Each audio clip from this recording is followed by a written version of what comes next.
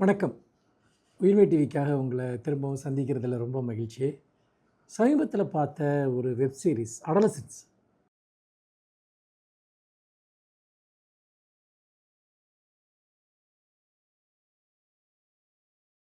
அது ரொம்ப ஒரு மைண்ட் ப்ளோயிங்கா இருந்தது. தாட் ப்ரோவோக்கிங்கா இருந்தது.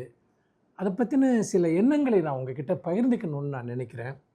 ஏன்னா, நம்ம சமகாலத்தினுடைய முக்கியமா மிகச் சிறு வயதினருடைய ஒரு முக்கியமான பிரச்சனையை அந்த வெப் சீரிஸ் வந்து அனாலிசிஸ் பண்றதா நான் நினைக்கிறேன். நெறைய டிபேட்ஸ் அத பத்தி நடந்துகிட்டு இருக்கு. நெறைய விவாதங்கள், கருத்துக்கள் அதெல்லாம் பத்தி முன்வைக்கப்பட்டுட்டு இருக்கு.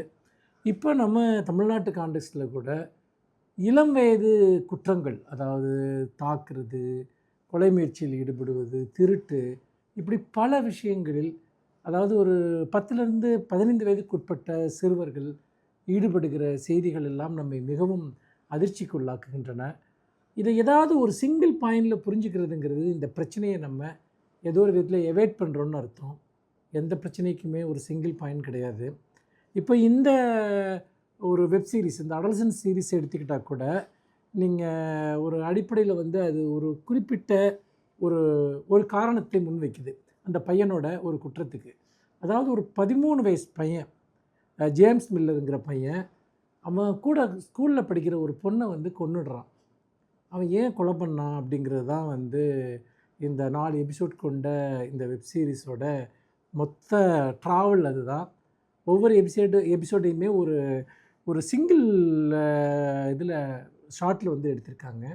அது வந்து ஒரு ரொம்ப புதுமையா இருக்கு. அது வந்து பார்த்தீங்கன்னா, அது இன்னும் சொல்லப்போனா அந்த சிச்சுவேஷனோட டென்ஷன வந்து நமக்கு வந்து ரொம்ப ஒரு அதிகப்படுத்தக்கூடிய ஒண்ணா கூட இருக்கு. அப்போ அதில 2 விதமான அம்சங்கள் இந்த படத்தில இருக்கு. ஒண்ணு வந்து அந்த வெப் சீரிஸ்ல அந்த பையனோட பேரண்ட்ஸ், அவங்க எமோஷன்ஸ், அது ஒரு பக்கம். அதே இன்னொரு புறம் வந்து இந்த ஜெம்மியோட, அதாவது ஜேம்ஸோட, இந்த சின்ன பையனோட எமோஷன்ஸ், முக்கியமா ட்ரையல். இப்போ வந்து மேற்கு நாடுகள்ல எப்படி ஒரு விசாரணையை சிறார் குற்றவாளிகள்ட்ட பண்றாங்க அப்படிங்கிறத பத்தி ஒரு டீட்டெயில்டான ஒரு சித்திரம் அது வந்து நமக்கு கிடைக்குது. அவங்களுக்கு வந்து லாயர்ஸ் கூட இருக்காங்க, கவுன்சிலர்ஸ் இருக்காங்க. இந்த பையனுடைய ரொம்ப ட்ராமேட்டிக்கான அந்த ஒரு மூட் ஸ்விங், அத ரொம்ப அழகா இதில படமாக்கியிருக்காங்க. சரி, ஓகே. எதுக்காக அவன் அந்த பையன் வந்து பார்த்தீங்கன்னா, அந்த பொண்ண கொன்னான்? இதுதான் மிக மிக முக்கியமான ஒரு கேள்வி. அப்படி பண்ணப்போ புல்லிங், இது வந்து இன்னைக்கு ஒரு மிகப்பெரிய பிரச்சனை. அதாவது இணையத்தின் வழியாக ஆன்லைன் புல்லிங் என்பது இன்னைக்கு ஒரு மிகப்பெரிய பிரச்சனையா மாறியிருக்கு. என்னன்னு கேட்டோம்னா, ஒருத்தர வந்து பார்த்தீங்கன்னா வந்து ஏதோ ஒரு விதத்தில கேலிக்கும், கிண்டலுக்கும், உளவியல் ரீதியான ஒரு ஒரு ஒரு அவமதிப்பிற்கும் உள்ளாக்குறது. இதுதான் இந்த புல்லிங் என்று சொல்லக்கூடிய விஷயம். இது எல்லாருக்குமே நடந்துட்டுருக்கு. ஆன்லைன்ல மிகப்பெரிய அளவுக்கு அது நடந்துகிட்டு இருக்கு. இதனால இங்கேயுமே பலர் மனநலம் பாதிக்கப்பட்டவர்கள், தற்கொலை செய்து கொண்டவர்கள் எல்லாம் கூட இருக்கிறார்கள். அது ஒரு சைபர் கிரைமாக இன்றைக்கு கருதப்பட்டு, அதுவும் ஒரு சட்ட ரீதியான ஒரு நடவடிக்கைக்கு உட்பட்ட ஒன்றாக இருக்கிறது. ஆனால் கூட இந்த சைபர் புல்லிங் என்பது, அது புகழ்பெற்ற மனிதர்கள், சாதாரணமாக இருக்கக்கூடியவர்கள் எல்லோரின் மீதுமே இது ஏதோ ஒரு விதத்தில நடந்து கொண்டே தான் இருக்கிறது. இந்த மாதிரியான ஒரு புல்லிங் வந்து இந்த பையனுக்கு நடக்குது. என்னன்னு கேட்டேன்னா, அவன் கூட படிக்கிற அந்த பொண் வந்து ஒரே ஒரு இன்ஸ்டாகிராம் அந்த ஒரு சிம்பல் மூலமா அவன என்ன சொல்லணும்னா, "நீ ஒரு வேஸ்ட்டு" அப்படிங்கிற மாதிரியான ஒரு பொருளில் அவன புல்லிங் பண்ணிடுறா.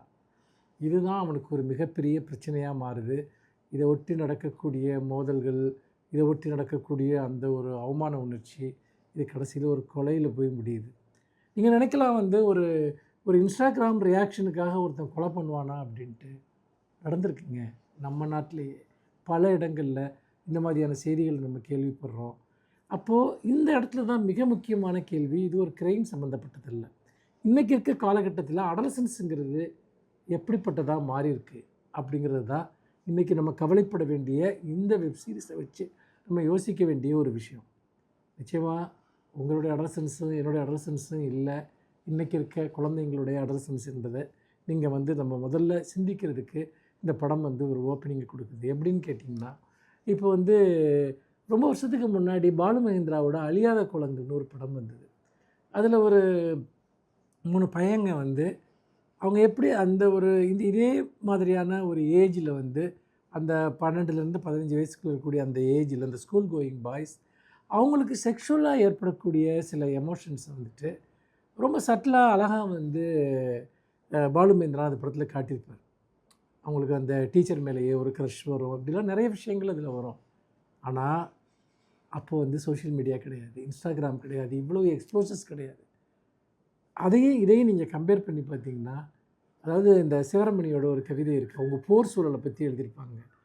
குழந்தைகள் சீக்கிரமே வளர்ந்து பெரியவர்களாகி விடுகிறார்கள் அப்படின்னு அது எழுதியிருப்பாங்க.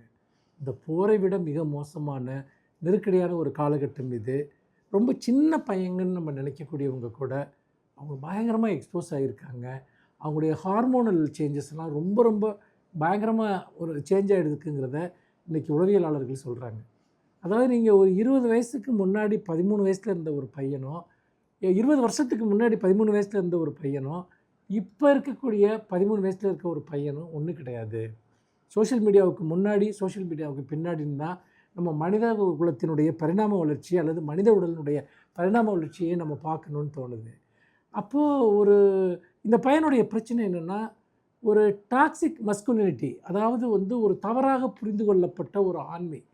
அதாவது எப்படின்னு கேட்டிங்கன்னா, தான் வந்து ஒரு சிறந்த ஆணாக தான் வந்து கருதப்படலை அப்படிங்கிறத ஒரு 13 வயசு பையனுக்கு அந்த ஃபீலிங் எங்கேருந்து வருது? இதுதான் மிக முக்கியமான விஷயம். அப்போது அந்த கவுன்சிலர் அவங்க அந்த அம்மா அந்த அந்த ஜெயிலில் வந்துட்டு இது பண்ணுறப்போ, அவங்க திரும்ப திரும்ப ஒரு கேள்வியை தான் கேட்டுக்கிட்டே இருக்காங்க. என்ன உங்களுக்கு பிடிக்குமா? என்ன உங்களுக்கு வந்து பார்த்திங்கன்னா பிடிச்சிருக்கா? ஏன்னா ஏன் வந்து அந்த பொண்ணு டீஸ் பண்ணா அப்படின்னா, நான் ரொம்ப அக்லியாக இருக்கேன், நான் ரொம்ப அசிங்கமாக இருக்கேன். அவனுடைய மெயின் பிரச்சனை அதுதான். நம்ம வந்து ஒரு பொண்ணை நம்ம இம்ப்ரெஸ் பண்ணும்படியாக நம்ம இருக்கமா இல்லையா அப்படிங்கிறது. இது வந்து ஒரு விதத்தில் வந்து நிறைய ஆண்களுக்கு இருக்கக்கூடிய ஒரு பிரச்சனை தான். ஆனால் இவனுக்கு அது ஏற்படக்கூடியது 13 வயசில் இந்த சிக்கல் ஏற்படுது. இந்த சிக்கல் வந்து பார்த்திங்கன்னா எப்படி அவனை ஒரு க்ரைமை நோக்கி கொண்டு போகுது. இதுதான் நம்ம பார்க்க வேண்டிய மிக மிக முக்கியமான விஷயம். அப்படி பார்க்குறப்ப வந்து அது எப்படி சொல்கிறதுன்னா, ஒரு டாக்ஸிக் மஸ்குலினிட்டி என்று சொல்லக்கூடிய அந்த தவறாக புரிந்து கொள்ளப்பட்ட ஆண்மைத்துவம் என்பது அது அவனை வந்து பார்த்திங்கன்னா, இன்னும் சொல்லப்போனால் அந்த ஏஜில் ஏற்படக்கூடிய அந்த ஹார்மோனல் சேஞ்சஸ் அதை அவனால் வந்து ஒரு ஒரு ஃபேஸ் பண்ண முடியலை. அது அவனால் வந்து பார்த்திங்கன்னா எந்த விதமான ஒரு ஒரு ஒரு ஒரு ஒரு ஒரு கட்டுக்குள்ளேயே அவனால் கொண்டு வர முடியலை. காரணம், அவனை சுற்றி இருக்கக்கூடிய உலகம், முக்கியமாக சோஷியல் மீடியா நிறைய ட்ரிக்கரிங் பாயிண்ட்ஸை வந்துட்டு உருவாக்கிக்கிட்டே இருக்குது. அவனுக்கு வந்து ஒரு பெரிய ஐடென்டிட்டி கிரைசிஸ், ஒரு அடையாள சிக்கலை உருவாக்குது. அவன் இப்போ அவன் ஒரே சமயத்தில் அவன் சின்ன பையனாகவும் இருக்கான், ஒரு பெரிய ஆளாகவும் இருக்கான், அவன் ஒரு அடல்ட்டாகவும் இருக்கான், ஒரு சைல்டாகவும் இருக்கான். இப்படி டூயல் ரோலை வந்து இன்றைக்கி சோஷியல் மீடியா நிறைய பேரோட மைண்டுக்குள்ளே அவங்க வயதை மீறின எமோஷன்ஸ், அவங்க வயதை மீறின எக்ஸ்ப்ரெஷன்ஸ் நிறையா. இது வந்து பார்த்திங்கன்னா நம்ம இதுவரைக்கும் மனிதகுலம் எதிர்கொள்ளாத ஒரு மிகப்பெரிய பிரச்சனை இது. இது இன்னும் சொல்லப்போனால் இதை வந்து நம்ம குழந்தைங்க எப்படி இருக்காங்கன்றத நம்ம ஒருபோதும் கண்டுபிடிக்கவே முடியாது. இந்த படத்தில் கூட வந்து நீங்கள் பார்த்தீங்கன்னா, அந்த ஜேம்ஸ் மில்லருக்கு வந்து அவன் வந்து ஒரு ஒரு அவ்வளோ எமோஷன் இந்த படத்தில் வெளிப்படுத்துகிறான், அவ்வளோ மூட்ஸ் இங்கே வெளிப்படுத்துகிறான். அவங்க வீட்டில் வந்து பார்த்திங்கன்னா அவங்களுடைய ஃபாதர் வந்துட்டு அவருக்கு வந்து பார்த்திங்கன்னா தன் பையன் இப்படி ஆகிட்டுருக்காங்கிறது கூட அவங்களுக்கு தெரியல, அவங்க பேரண்ட்ஸுக்கு தெரியல. அவன் உலகத்தில் ஒரு தனி யூனிவர்ஸில், ஒரு தனி உலகத்தில் அவன் வாழ்கிறான். நம்ம குழந்தைங்க தனி உலகத்தில் வாழ்கிறாங்க, தனி யூனிவர்ஸில் வாழ்கிறாங்க. அதை நம்ம இன்டர்ஃபியர் பண்ணவே முடியல. அப்போ அவங்களுக்குள்ள நடக்கக்கூடிய இன்ட்ராக்ஷன்ஸ், நீங்கள் இது மட்டும் இல்லை, கேமிங், உதாரணமாக ஆன்லைன் கேமிங்கில் மாட்டிக்கிட்டு சூசைட் பண்ண பசங்க, இப்படி நிறைய விஷயங்கள் நம்ம பார்க்குறோம். இந்த மாதிரி செக்ஷுவல் க்ரைம்ஸ், அது மட்டும் இல்லாமல் இன்னும் நிறைய ஒரு ஒரு ஒரு ஒரு விதமான ஒரு அவுட்சைடர்ஸ் அல்லது முகம் தெரியாத மனிதர்கள்ட்ட ட்ராப் ஆகுது. இப்போ கூட திருநெல்வேலியில் நடந்த ஒரு பையன் மேலே நடந்த தாக்குதலுக்கு ஒரு ஆப் தான் முக்கியமான காரணம் அப்படின்னு ஒரு செய்தி இப்போ நம்ம பார்க்குறோம். நம்ம வந்து எல்லாமே விசாரணையின் முடிவில் தெரியப்பட வேண்டிய ஒன்று. ஆனால் எந்த ஒரு பிரச்சனை வந்த உடனேயும் இதுக்கு காரணம் இது மட்டும்தான் நம்ம சொன்னோம்னா அது தவறான விஷயம். இப்போ உதாரணமாக வந்து இந்த படத்தையே நீங்கள் எடுத்துக்கிட்டிங்கன்னா, அவன் ஜேம்ஸ் மில்லரை பொறுத்த வரைக்கும், அந்த பையனை பொறுத்த வரைக்கும் என்னென்னா, ரொம்ப நல்ல சூழலில் வளர்க்கப்படுற ஒரு பையன். அவங்களுக்கு பெருசாக பணப்பிரச்சனையோ, குடும்பம் சார்ந்த நெருக்கடிகளோ, அல்லது பேரண்ட்ஸ் வந்து இல்ட்ரீட் பண்ணுறதோ அப்படிலாம் எதுவுமே கிடையாது. பொதுவாக நம்ம சினிமாவிலலாம் என்ன காமிப்பாங்க அப்படின்னா, வந்து ஒரு பையன் வந்து ரொம்ப மோசமாக நடந்துக்கிறான், இல்லை அவன் வந்து ரொம்ப வயலண்ட்டாக மாறுறான்னா, அவனுக்கு ஒரு மோசமான ஒரு சைல்டுஹுட் இருந்திருக்கும், வீட்டு சூழ்நிலை சரி இருந்திருக்காது, பேரண்ட்ஸ் சரி இருந்திருக்க மாட்டாங்க. இப்படியெல்லாம் ஒரு மித்து வந்து பார்த்திங்கன்னா தொடர்ந்து உருவாக்கப்படுது. பட் அதெல்லாம் இல்லைன்னு இன்றைக்கி நிறைய ஸ்டடீஸ் காட்டுது. குடும்பம் ரொம்ப நல்லா இருக்கிறதுனாலேயே ஒரு பையனோட லைஃப் ரொம்ப நல்லா இருக்கணும்னு எந்த அவசியமும் இல்லை. வீட்டில் எல்லா வசதிகளும் கிடைக்கிறதுனால ஒருத்தன் வந்து பார்த்திங்கன்னா அவன் கம்ஃபர்ட்டாக அவன் வளருவான்னு அதுக்கு அல்ல. ஏன்னா ஒருத்தனை வளர்க்குறதுங்கிறது அந்த குடும்பம் மட்டும் கிடையாது, அவருடைய ஆசிரியர்கள் மட்டும் கிடையாது. அதுக்கு வெளியே ஒரு பெரிய உலகம் உருவாயிடுச்சு. அந்த உலகத்துக்குள்ளேருந்து என்னென்னவோ விதமான டாக்ஸிக் எலிமெண்ட் அவங்களுக்குள்ளே வருது. அவங்க தன்னுடைய பாடியை புரிஞ்சிக்கிறது இல்லை, தங்களுடைய மைண்டை புரிஞ்சிக்கிறது இல்லை, தங்களுடைய ஹார்மோன்ஸ் சேஞ்சஸை புரிஞ்சிக்கிறது இல்லை. இப்படி எல்லாத்துலேயுமே அவங்களுக்கு வந்து ஒரு பெரிய ஒரு எக்ஸ்போஷரும் பல்வேறு விதமான ஒரு இன்டென்ஸான இன்ஃப்ளூயன்சஸும் இன்றைக்கி உருவாகிருக்கு. இப்போ குழந்தைங்கள்ட்ட நம்ம என்ன விதமான டயலாக ஆரம்பிக்க போகிறோங்கிறது தான் முக்கியம். நம்ம வழக்கமான பாணியில் சொல்லக்கூடிய செக்ஸ் எஜுகேஷன் இல்லை குட் டச் பேட் டச் இப்படி இந்த லெவலில் அதை பேசி பிரயோஜனமே இல்லை.